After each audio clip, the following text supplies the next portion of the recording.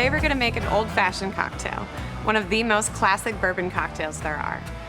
Called the old-fashioned because of the way people would order their whiskey after Prohibition. They would say they wanted it the old-fashioned way. This meant that they wanted muddled fruit, sugar, and bitters with their whiskey. So to start, we're gonna add a couple of sugar cubes. If you like it real sweet, you can add as many sugar cubes as you want. Then we're gonna add a couple of cherries. Then you're gonna put in your orange.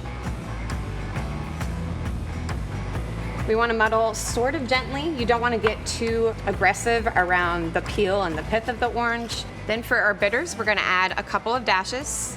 And last but not least, we're going to add 2 ounces of Kentucky straight bourbon. Then we'll add some ice to get it nice and cold. And just to get everything mixed together and a little bit diluted, we will stir that around for a little bit. You'll notice your wash line rise a little bit. That's where the liquid ends. That's how you know that there's some water in there. And that is your very classic old-fashioned cocktail. Now we're gonna do a modern twist on that old-fashioned. For our sugar component, I'm actually gonna use a syrup. Typically your simple syrup is gonna be sugar and water. Instead of using that water, I switched that out with coffee. So it's gonna have a nice coffee flavor. We're gonna use 3/4 ounces of that coffee syrup. And instead of your traditional Angostura bitters, we're gonna use some bitters that have notes of orange and fig. That will go very well with the coffee. And just about a half a dropper is all you need. And then of course your whiskey is gonna stay the same, and we're gonna do 2 ounces of that. Now we're gonna add some ice to this mixing glass to get the drink cold and diluted. And you want to make sure that you have lots of ice. That way you can see your wash line.